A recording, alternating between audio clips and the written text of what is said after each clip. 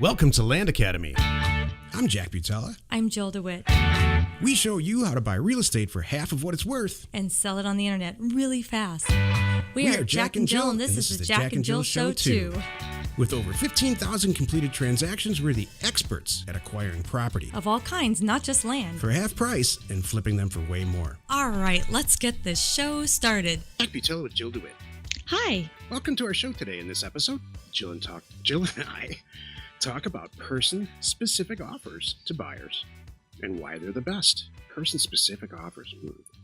This is one of the reasons that we are so successful at this, and as well as our members.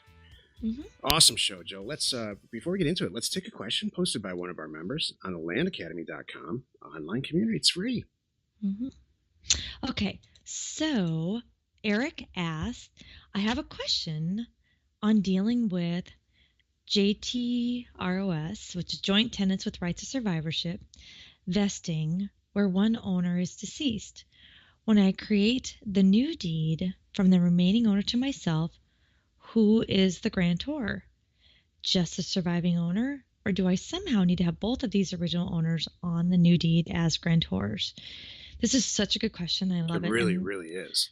And I love the person that set it up correctly because, you know, and that's why you do this. The joint tenants with rights of survivorship means that if someone should pass on, instead of it going down the chain to heirs and all that, it's just the surviving member now is the sole owner. So go for it, Jack. I mean, this is what I would do. There's some state requirements that are weird, but the vast majority of joint tenants works like this. So the grantor would be something like Jack and Jill as joint tenants with rights of survivorship, period. That's it. And residents of Arizona, maybe. But let's just say it's Jack and Jill with joint tenants rights of survivorship. Jack passes on. Jill wants to convey the property to somebody new. That's it. The grantor is exactly the same as it was on the vesting deed. It's Jack and Jill joint tenants as joint tenants, and Jill signing. Both people as joint tenants have, signing power to convey 100% of that property. So now, are there some exceptions? Yeah. Always. If you're new at this and haven't worked in that county before, this is even what we do at this level. In a new county, we call the county and make sure that we're doing it right before we send it all in. But I mean, is that how you would do it, Jill, or would you alter the grantor? You know, I think you're correct, but I would follow up with, and I've done this in the past, recording just in case down the road there's any question. I have sent in and recorded in the past death certificates. Yeah. Proving that. Yeah, because some states, if it's not recorded in joint tenants, you still can get away with doing that. If one person is deceased, the other person's a signer, they just need some stuff. Mm-hmm. So, yeah. I may have been going above and beyond but it's just an extra little insurance thing. Sometimes I do that. I've been known to go above and beyond. That way it's crystal clear. It was all legitimate and nobody pulled a fast one on anybody, you know? Because what if it was joint tenants and it's just like two brothers, let's just say, because the parents gave it to the two brothers. You know, they're not married, they're not living together, they may not be getting along, and I want to make sure everybody knows that this is all legitimate. Sure, that's a good point.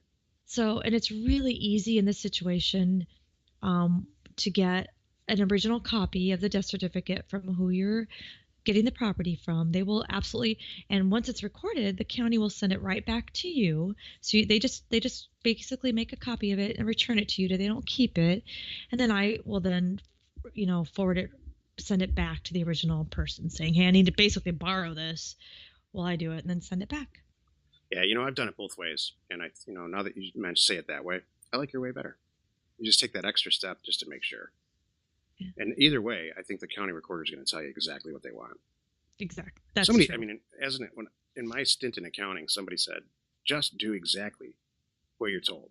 Don't do anything more, don't do anything less, and provide this and that, and then we're done. You're right. And so, but I think in the end, Joe, I really think that your way is better. I think that you're avoiding, the recorder has a shredder in their office. If they don't need that death certificate, they can just set it back or whatever. Mm-hmm. Like we get original death certificates sent back to us all the time. I see them in the mail when we're recording property. Right. Anyway, another great question. Mm-hmm. Hey, if you have a question or you want to be on the show, reach out to either one of us at landacademy.com. Today's topic, person-specific offers. Send them to buyers. They're always the best. This is the meat of the show. All right, so I love this topic, and the root of the thing is a mail merge. If you send an offer to a person and their name, really specifically to John Smith at 123 Main Street, we would like to buy your property in Mojave County, Arizona, you're going to get a much, much, much better response than if you just sent it to whom it may concern, or Mr. Smith. I understand you have some property in Arizona. The more specific you can be in these offers and in these documents that you mail to people, offers to owners, the higher your degree of acquisition yield will be, hands down. I've tried it all different ways. And so it's a lot easier than you think. You just line up a bunch of data in rows and link it to a document. It's so simple. Jill, I know you've tried it the other way too. And I mean, what are your thoughts on this? This is, I wanted to do this show with you because there's some stuff that you and I do because we're so far into this that we kind of take for granted. And this is something that because I had a conversation with a person who was like, "What do you mean you can do that?" They never heard of a mail merge before. Again, somebody who's been in real estate for a lot of years and they had no idea how easy this is.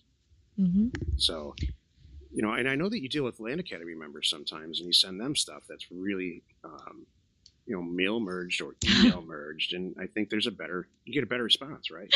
Yeah, I've had people do that, and though I've sent emails and I've worded them so well that they. I don't want to say that I do send a lot of personal emails, but sometimes my group will send out emails that are, we put names on them, and people really do think that I am the only one that got this. I'm very special, and that's what you're doing to these buyers. And what's interesting to me, like you said, I have talked to a number of people that have been in real estate and flipping and things for years, and they never thought of putting anything other than dear resident. Yeah.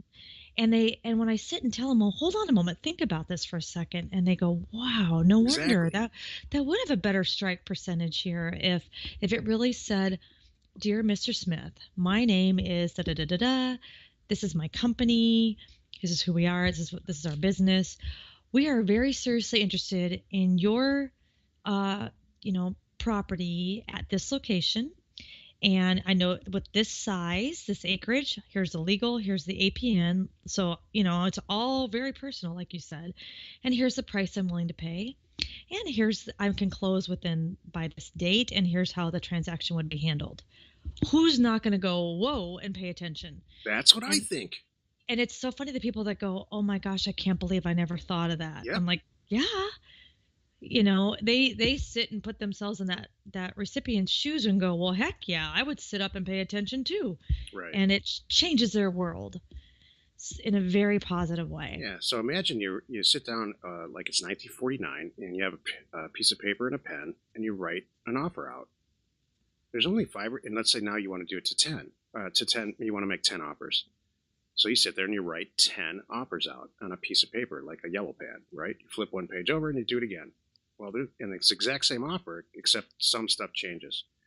The address that you're sending it to changes. The person's name, first and last name change. The offer amount might change because it's different pieces of real estate. So you get the idea. The vast majority of the documents are all exactly the same. Mm-hmm. What's changing are maybe, let's say, 5 or 6 or 8 variables.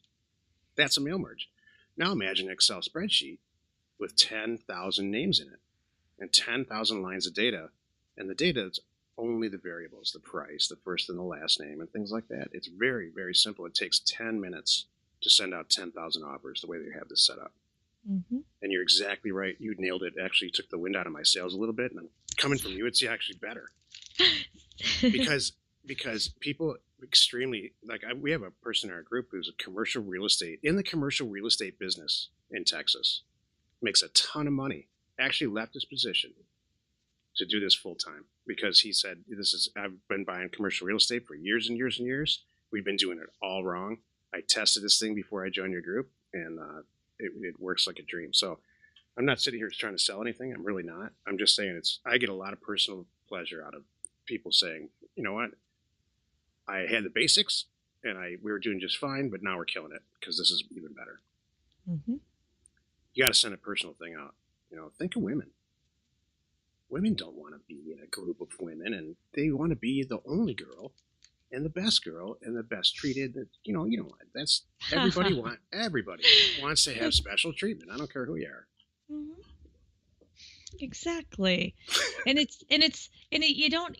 I think about too is you don't need to, when you personalize it like this and you do it correctly, you don't have to use any gimmicks. You don't have to do the pretend yellow, make it look handwritten. I don't have to put $1 in there. All those little things that people do, you don't need to do that. Right, yeah. For me, that kind of cheapens it for me.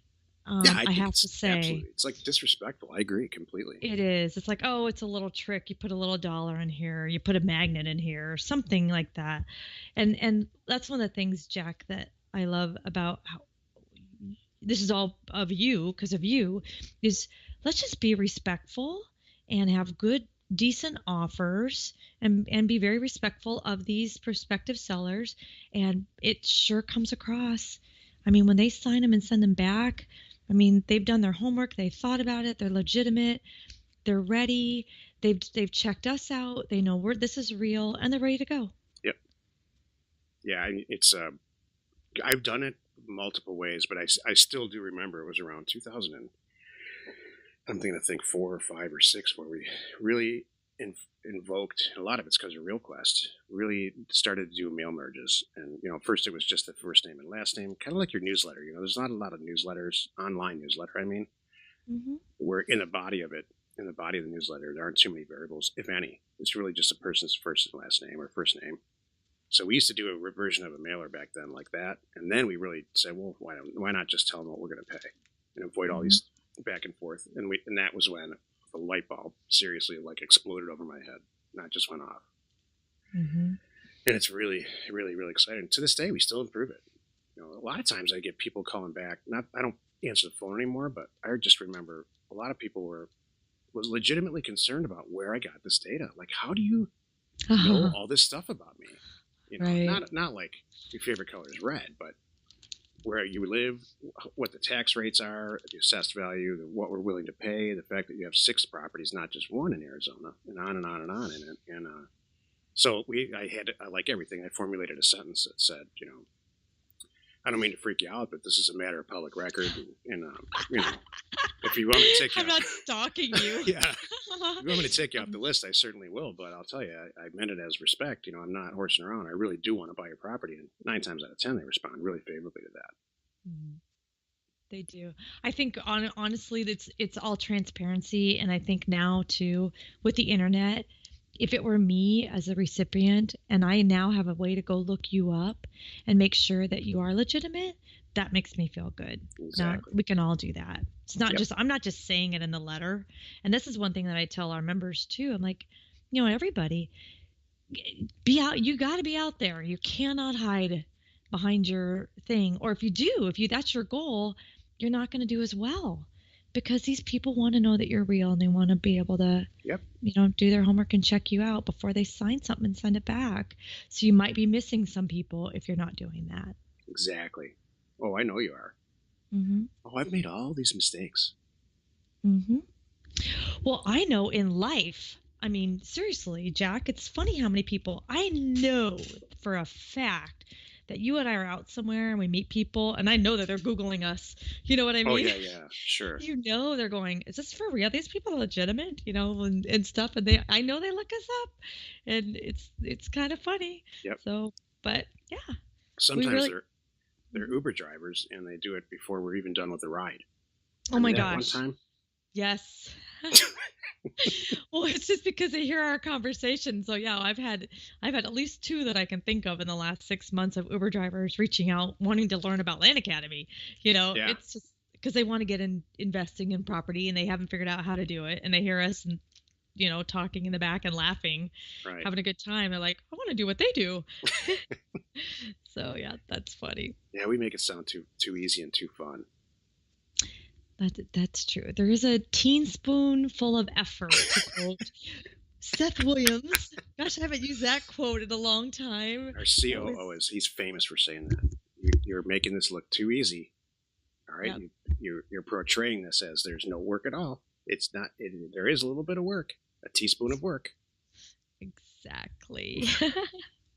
He's so funny. Join us in another episode where Jack and Jill discuss how to use information, that's me, and inspiration, that's me, to get just about anything you want. We use it every day to buy property for half of what it's worth and sell it immediately. You are not alone in your mailer ambition.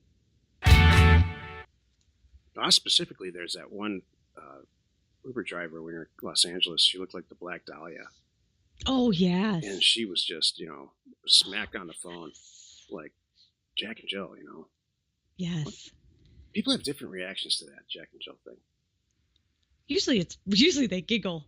Yeah. That's what I see. They're like, like they'll meet me, the Jill, and then they meet the Jack, and they go, there's a little light, but there's like a 3-second pause, right. And then a light bulb goes off. Exactly. It's really funny. Most of the time with real estate guys, they don't believe me. They're like, okay, whatever. And then I say, look, Jack's my middle name, and